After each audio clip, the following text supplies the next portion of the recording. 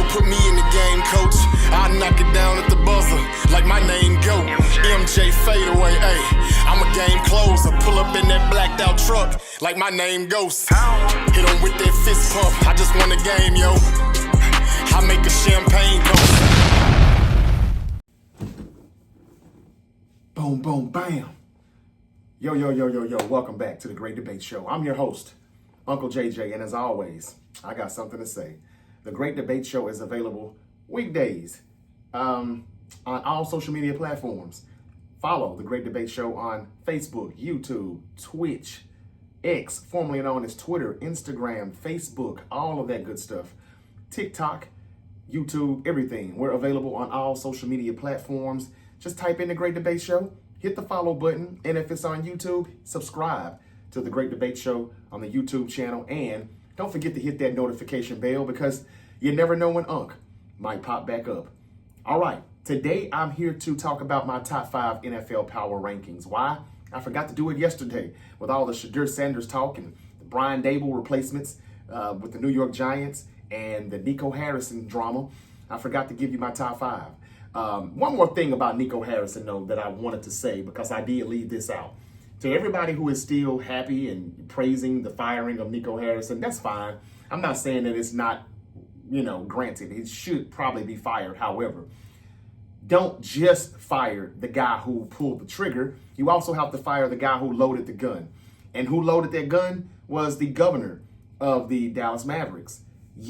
Patrick Dumont. He said some things yesterday after the firing, blah, blah, blah. They think that Nico Harrison was a distraction with the fans and what they've said and all of that. I get it. But what people are forgetting is what Dumont said after it was right before or right after the Luka Doncic trade.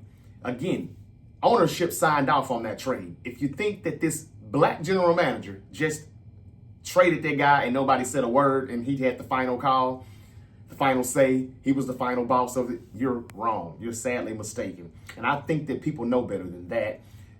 Dumont signed off on that and ownership did as well. And Dumont's tone was very forceful after the trade with Luka Doncic going to the LA Lakers. He said, if you look at the greats in the league, the people you and I grew up with, Michael, that's that dude right there behind me, Larry, Kobe, Shaq, they worked really hard every day with a singular focus to win. He said, and if you don't have that, it doesn't work. And if you don't have that, you shouldn't be a part of the Dallas Mavericks. That's who we want. I'm unwavering on this. The entire organization knows this. This is how I operate outside of basketball. This is the only way to be competitive and win. If you want to take a vacation, don't do it with us. These were the words from Frank Dumont, the governor of the Dallas Mavericks. And again, they had to sign that off before Nico Harrison could make that trade. I don't care how many people say he pitched the trade, he went to everybody and talked them into doing it. Man, no. Somebody still said, yeah, go ahead. Somebody had to sign off on it. And it wasn't just, I never knew he'd done that. If that was the case, he would have gotten fired immediately. Again, Draymond Green said something yesterday that I really do appreciate, and I agree with him. And I don't agree with Draymond a lot, but Draymond Green, after the firing, he defended Nico Harrison and his legacy. The Warrior star believes that the team was too quick to make decisions on firing the general manager. He said, that shit is whack to me. I agree with Draymond Green. Why? Because they played 11 games. And yeah, you would like for the Mavericks to be 8-3 instead of 3-8, but it's just 11 games. Why panic? Why push the panic button? You didn't trust the process just yet. I mean, it's 11 games. And again, he didn't sign off on it. But go ahead, continue to let Nico Harrison be the scapegoat. I don't even think he's tripping. He's got a lot of money in his bank account and he's paid. So I'm sure he's fine. But I just hate that they always use people that look like myself as the scapegoat. Frank Dumont signed off on that and he said that he was not paying a dude that wasn't conditioning, fat, out of shape, and would not play defense. 275, 280, whatever that Supermax deal was. He was being cheap, and he told the general manager, Nico Harrison, that he wasn't paying it. That's why the trade ended up happening eventually, whether it was personal or not. Somebody signed off on it because Nico Harrison is not the final boss. All right, I didn't want to take too much time up on that. In other news, the NFL won't investigate Jackson Dart. Sequence where the Giants quarterback concussion returned to the game, not under scrutiny by the league, according to the NFLPA. The Steelers signed Asante Samuel Jr., the cornerback, joining Pittsburgh's practice squad after recovering from spinal fusion surgery. Great job, Niners. You missed another one. Speaking of the Mavericks again, Mark Cuban said he has plans for the Mavericks. Mark Cuban sold a part of the franchise a few years back, but he still is a minority owner. And where was he at when that trade happened? Did he sign off on it too? Anyway, Cuban has plans for the Mavericks. A lot of people said this wouldn't have happened if he was still around. It looks like he still got some say-so here. Y'all think Nico, again, did that without anybody's consent. Mark Cuban has plans for the Mavericks. The former team governor, how can he do this if he's a former? Anyway, former team governor hopes to hire Dennis Lindsey as the next general manager. Now, as of right now, Michael Finley and some other guy are running the day-to-day operations. I don't know who Dennis Lindsey is, but I'll do my research. That's who Mark Cuban has plans to hire. How can you do that as the former team governor? That must be some of the minority stakes that he still owns with the Dallas Mavericks. The breaking news yesterday was the Jaguars cornerback and wide receiver Travis Hunter will miss the rest of the season following knee surgery. Bummer.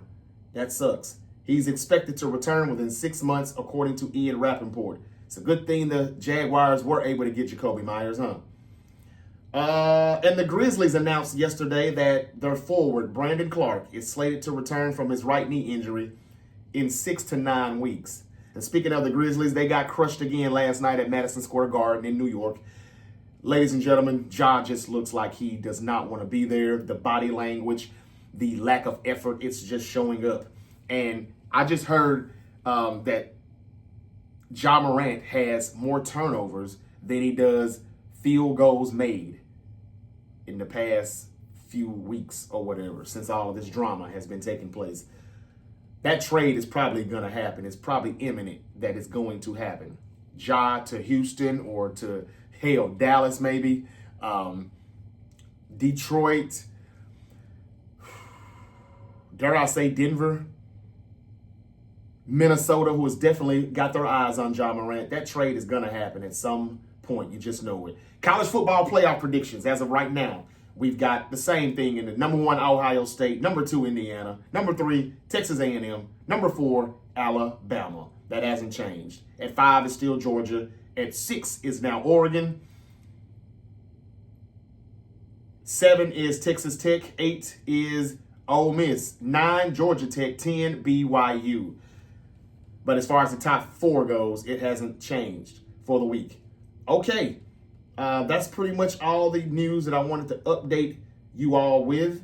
And now let's get to my top 5. I'm going to give you my top 5 and my bottom 5 in the NFL. Why? Because they're just some teams that are worth laughing at. So I'm going to give you my top 5 most laughable teams right now in the NFL and the top 5. And then I'm going to do something else different.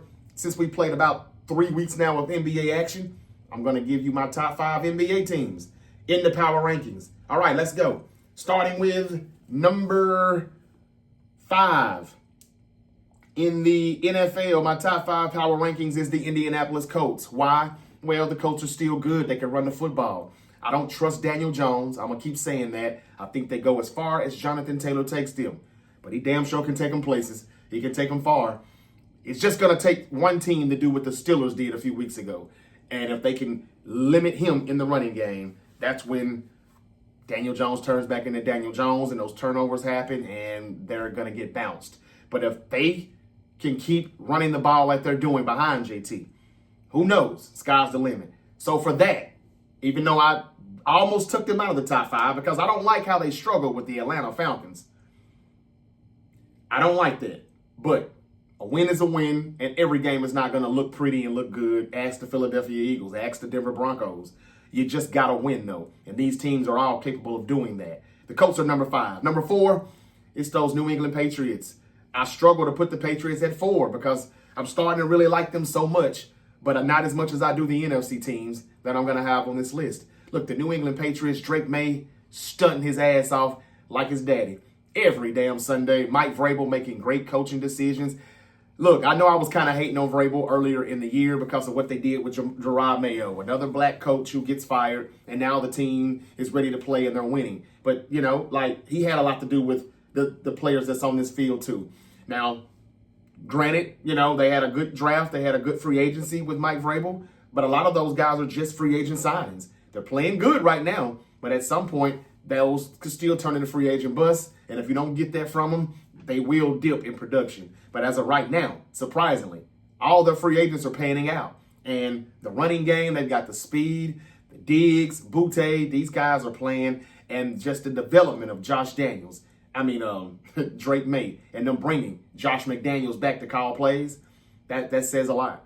Okay, that's my number 4 team, the New England Patriots. Number 3, I can't leave them out the list. I don't care how ugly their wins are. I don't care how they struggle at times to pass the ball to their premier top guys.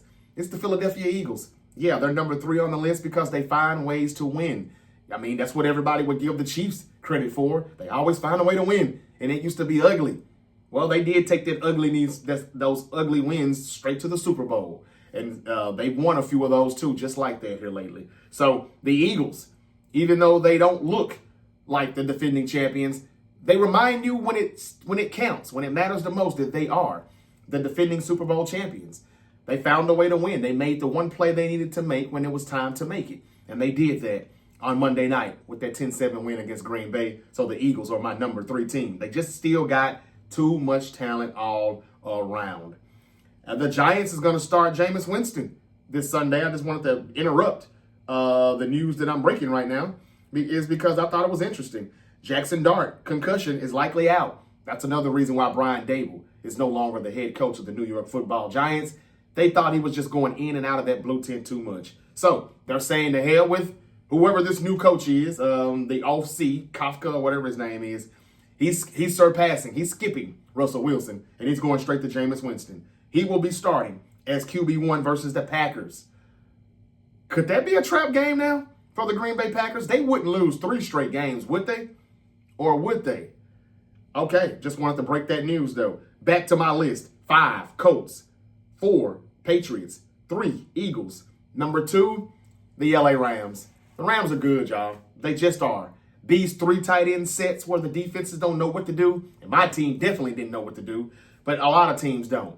This is good. This is a good team, and that's the best team we're going to face this season. Even though we struggle, we're not going to see that team every week. We're done seeing them for now unless we see them again in the playoffs. The Rams are one of the best teams in the league. Offense, very good. Defense, do they got a few holes on the back end? Yeah, the Niners exposed some of that, but this team is still as good as it gets, and they're very balanced. And Matthew Stafford, hell, he's playing like an MVP right now. He's definitely an MVP candidate. So for those reasons, Rams are number 2, just like they were last week. And number 1, just like last week, the Seattle Seahawks. They have been whooping ass. They're not just winning these games, they are dominating. And because of that, I have to put them at number 1, point blank period. Can't wait to see how this matchup goes on Sunday. Rams, Seahawks.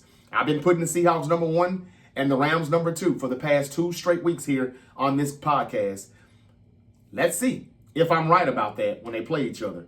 I got Seattle beating the Rams at home. I just do. They have a little bit better defense. I don't see a lot of holes in the D. And against the run of the pass.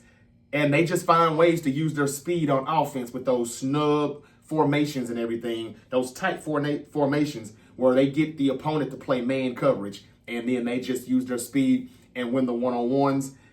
Smith and Jigba, I think he's going to have a great day.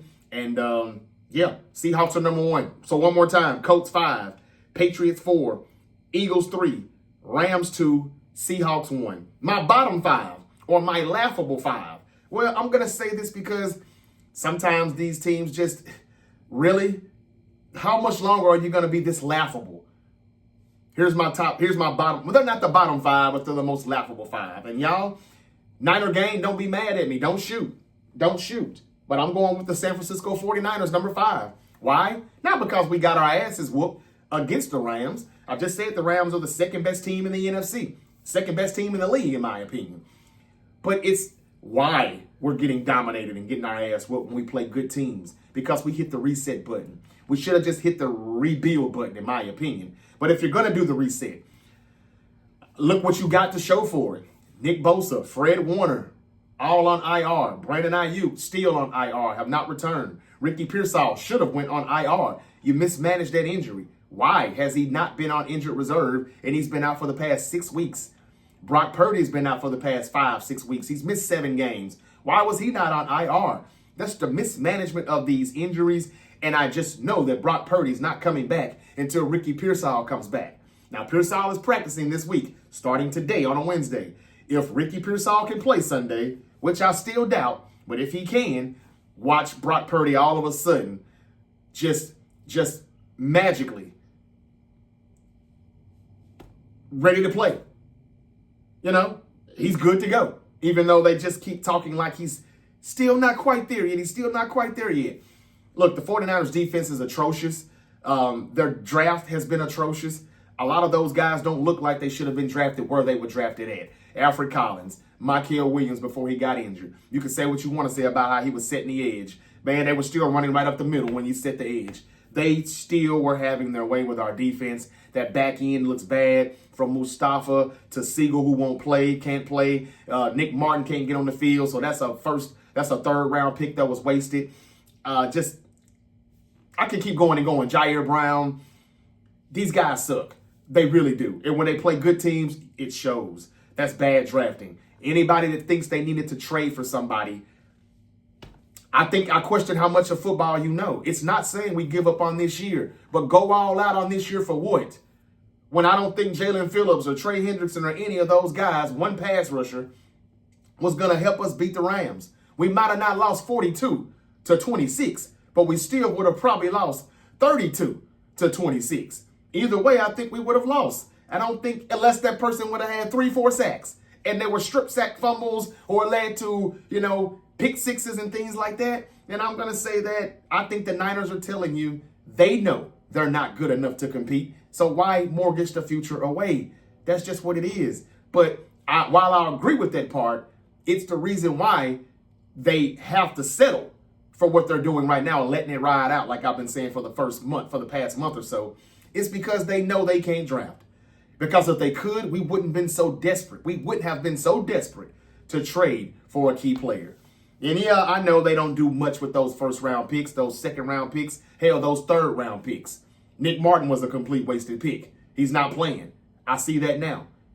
He can't even get on special teams but a few snaps. Just hire somebody that can draft with those first, second, and third round picks, though. How about that? Don't just accept the fact that Kyle and John do not know what they're doing with early round picks. So F those picks. Just give them to somebody else and go get those star players. But those star players bring in expensive contracts. And that's why we're in the predicament that we're in now. Expensive contracts is why you can't go sign the people you want to sign or go get the people you want to get. That's why you got to try to hold on to those picks, because we paid everybody. We paid Brandon Ayuk. Probably shouldn't have, but we did. Or not for the price that we paid him for. We paid Brock Purdy. Yeah, we probably should have paid him, but not what we paid him. We paid Nick Bosa. Yeah, we probably should have paid him, but not what we paid him. And what do we have to show for that? Nothing. They're all on injured reserve. We're the most injured team in the past 9 years since Shanahan has been there, with over 2,000 games missed with players that are injured. That's laughable. So I'm laughing at the 49ers. They're the 5th most laughable team in the NFL right now. Number 4, the Green Bay Packers. Why? Because if they keep losing, Jerry Jones is going to have a good first round pick. While everybody told me that's really just a second round pick. Are we going to the Super Bowl? Oh, yeah, sure you are. Go Pack, go. Do you really think you're going to the Super Bowl? Now, I know it's still early. We still got 10 down, 8 games left to go. 8 weeks left to go. But the Packers, I told you all, I think they're going to be like the 3rd best team in the NFC North. I'm looking at the schedule. And Jordan Love, if you look at the All-22, he's holding them back. As good as Micah Parsons is, he's looked so dominant with the Packers because he's just an added piece to the pie, an added piece to the puzzle. So he's going to have more of an impact with the Packers than he did with the Dallas Cowboys. Just like the people who were saying we could have got Jalen Phillips. Look what he did Monday night with the Eagles. He's an added piece to the puzzle. He doesn't have to do much but just go rush. He didn't have to do all the other assignments he would be asked to do if he was with the 49ers because there's no other talent around him. There's plenty of talent that he's playing next to in Philadelphia. It's a difference, people think. And I'm not talking to you all. I'm talking about the idiots that I see tweeting all day on X. So with that being said, the Packers, that first round pick that the Cowboys have is starting to look better and better. Not a second round pick damn near. Not a low first round pick, but a high first round pick. And I mean high is in the top 10, top 15 if they keep losing. And with Jameis Winston starting at home against the Giants, I wouldn't be surprised if that is another trap game for the Green Bay Packers. Why? Because look at the offense. Matt LaFleur was seen. While they were back playing defense, he was still on the sideline, not standing where he needs to stand as the head coach. He was still in the back looking at that damn iPad like, this motherfucker missed a wide open play again. Jordan Love may be holding the pack back. And if that's the case, why did you pay him what he's getting paid? He has the same type of contract that Brock Purdy has, something or similar, 53, 54 per. Micah Parsons is getting 47 per. He almost has a contract just as big as the quarterback. This is the reason why I told you the Packers better win now. If not, everybody's going to say, hey, man, you gave up 2 first-round picks and backed up the money truck for Micah Parsons. Really? Really? They could very well lose 3 straight on the road in New York this Sunday. And even if they don't, they ain't got room to have too many more losses because the Bears are already ahead of them and so are the Lions. And the Vikings ain't done yet. It's a tight NFC North and Jordan Love is holding them back. And if that's the case, that's why I've been saying for a few years now, F the market. F the quarterback market especially. Stop paying these quarterbacks because they're next in line. Jordan Love, Tua Tagovailoa, Brock Purdy not playing, but we'll see what happens when he plays. These guys are showing you they shouldn't be getting paid with Trevor Lawrence. They shouldn't be getting paid what they're getting paid. F the market. When I said it, you were like, well, who are you going to find to replace him? You just got to pay him. All right. Good luck with that. Now you're bitching and complaining saying Mac Jones, we should just keep him and we should trade Brock. Too late. Nobody's stupid enough to trade for Brock Purdy. But I will still call the Jets. Anyway, the 49ers are 5. I'm laughing at them right now. The Packers are 4. I'm laughing at them right now. Number 3, the Atlanta Falcons. Why? Because, man, they tripping. They're straight up tripping. They're inconsistent. You don't know what bag they coming out of, the good bag or the bad bag. You just don't know. And Michael Penix Jr., I don't know if he's a good quarterback or not. I don't know if he's the Falcons' future or not. And that defensive effort or lack thereof, when the Colts won that game in Berlin on Sunday morning, they had that game. They had won it. They finally got in the end zone when they needed to, and they couldn't get a stop. A 20-yard scramble by Daniel fucking Jones. You ought to be ashamed of yourself, Atlanta. And you're very inconsistent. You have a running back in B. John Robinson that you act like you don't know you have some weeks. And then when you just count them out, that's when they realize they got B. John Robinson. He goes for 200 yards. The Falcons they're a joke. And everybody told me don't sleep on the Falcons back in August when I did my NFC South predictions. I'm still asleep right now. Number 2, the New York Football Giants. Well, why? Because, they had to fire another head coach. And the fan base is saying that the general manager, Shoheen, should be fired too. Now, I'm not sure if he was responsible for Jackson Dart's pick or not. Some people are saying he is. Some people are saying he's not. That was Dable's pick. But at the end of the day, there is some talent on this roster, and I think that the untapped potential will not get untapped completely until they find the right coach that can cook with the groceries that the general manager has provided. But if the GM should be gone, that's laughable. Why is he not? And why is Jameis Winston playing? Because Brian Dable keeps this dude in and out of the blue tent. That's Jackson Dart. He's out with a concussion. He ran him in the ground too much, and all of that's laughable. They waited too long to put Jackson Dart in the game over Russell Wilson. Malik Neighbors got injured. Scatterbo got injured. But that's nobody's fault. But again, they could change the turf because that stadium seems to be bad luck for a lot of players and their knees. So yeah, just the Giants having to fire another coach. That's laughable to me. So they're number 2. And number 1, who else? The Cleveland Browns. They are not wanting to play Shedeur Sanders. He's not even considering it when the media asks him about it at the press. He's just like, of course I'm starting Dylan Gabriel. Oh yeah, really? Is it that easy to determine? You're not even going to think about Shedeur. As bad as Dylan Gabriel looks every other Sunday, they're not that efficient. He just doesn't look like he's the answer. And the owner said that he wanted to see both quarterbacks before the season was over because you need to know if you're going to draft a quarterback in 2026 or not. And I'm at the point where I think you probably shouldn't even draft a damn quarterback. Why? Just get the offensive line and the defensive line right first. That way, when you do draft a quarterback, you know you will be able to protect whoever that quarterback may be. 4 games is not enough for Shedeur Sanders to play, but I'm hearing he is going to start the last 4 games. And if that's the case, I told you yesterday on yesterday's episode, Stefanski is not going to start Shedeur Sanders until those last 4 games then. But why? Why? You haven't seen enough to say, all right, Dylan Gabriel's not the answer either. Let me go to Shedeur.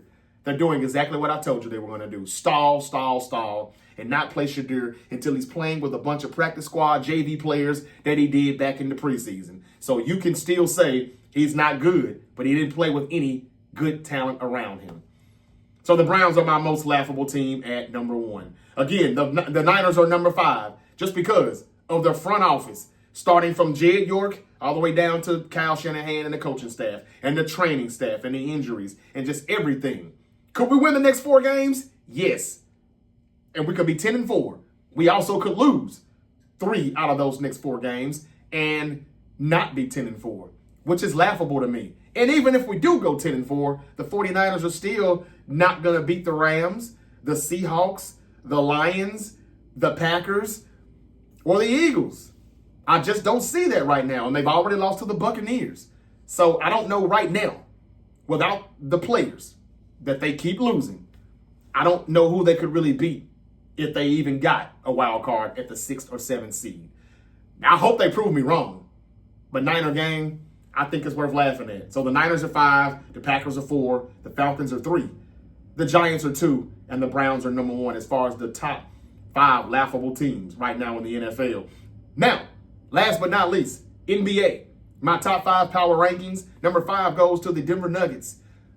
Nikola Jokic, one of the best players in the NBA still, in the world, for that matter. And he's a triple-double, a walking triple-double.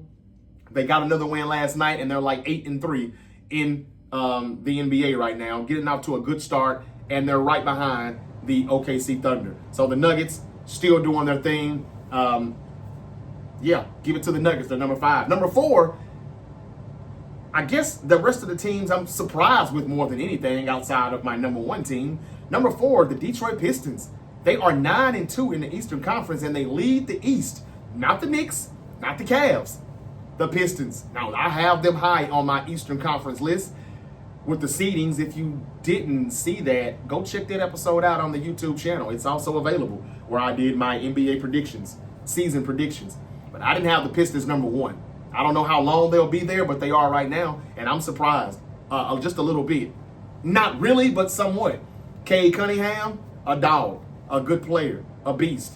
During, those guys are playing, man, and if they could make a trade at the trade deadline and get like a Ja Morant or somebody else to help in that backcourt, or maybe another big to help in the front, this team could go deep in the Eastern Conference Finals. Leading the East at 9-2, number 4 is my Detroit Pistons. Number 3, this team can win without LeBron. Sometimes they can win without Luka. Sometimes they can win without Luka and Austin Reeves. And when they are playing, Austin Reeves and Luka have been phenomenal. And this is the reason why Nico Harrison got fired on yesterday with the Dallas Mavericks. The Lakers look good. Luka looks good. They're my number 3 team because they're winning. And they're winning conveniently without LeBron James. They look pretty damn good. And it makes you wonder, should the Lakers even consider bringing LeBron back? Should they trade him to the Cleveland Cavaliers? Should he come off the bench when he gets back healthy? I'm going to explain that to you later today on a live stream. I don't have time to do it this morning, but I'm going to talk about that. And so the Lakers are my number 2 team. I did not expect him to be this good. I'm not going to lie. Shout out to J.J. Redick. He's doing a hell of a job with the Lakers. And DeAndre Ayton doing a lot better than I gave him credit for also. Number 2, another team that surprised me, the San Antonio Spurs. Victor Wembanyama, I said he would be DPOY, but I think he may be DPOY and OPOY. Yes, he could be the defensive player and the offensive player of the year, the way he's playing right now. At 7'5", I don't know what you can do. This is Kevin Durant at 7'5", offensively, and he plays defense too. I don't know what you can do to stop the brother. De'Aaron Fox is now back inserted into the lineup. And those guys around him are playing good. They defend and they can score. They can move the ball.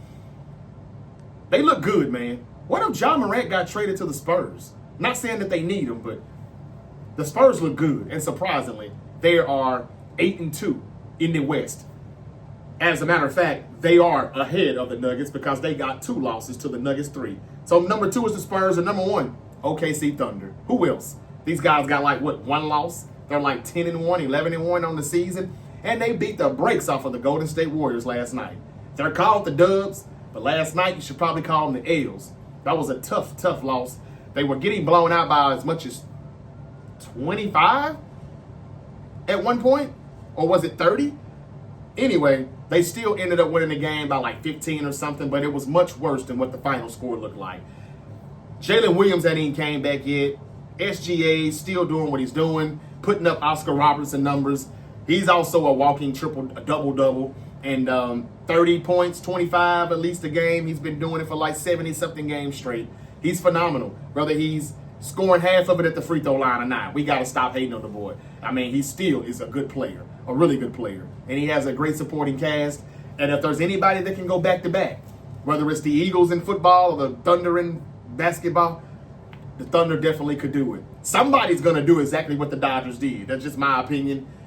And it's usually the NBA that kind of goes hand in hand with the MLB, but we'll see. All right, that's it. That's all I got. I hope you enjoyed the show. This is the Great Debate Show. Again, I'm available wherever you get. Wherever. I'm on all social media platforms. Follow, share, like, and comment. Let me know what you think of my list. Give me your top 5 NFL power rankings. Give me your top 5 laughable teams in the NFL. And if you want, give me your top 5 power rankings in the NBA. I'd appreciate it. And I will check those comments out and get back to you. All right, that's all I got. Follow the Great Debate Show because you never know when Unc might pop back up. Have a happy hump day. And I'll be back later today for a live stream to talk about LeBron. Should he be coming off the bench when he comes back from the Lakers or not? That and a few more things in the NFL. Until then, y'all be safe. Peace. Had to cut, dog. I had some bras, let's go ride. That was 9-9. Me and my girls used to blow by. I stayed in the whole thighs. If it's beef, when I was in them streets, I was shooting like Kobe in 05 and 05.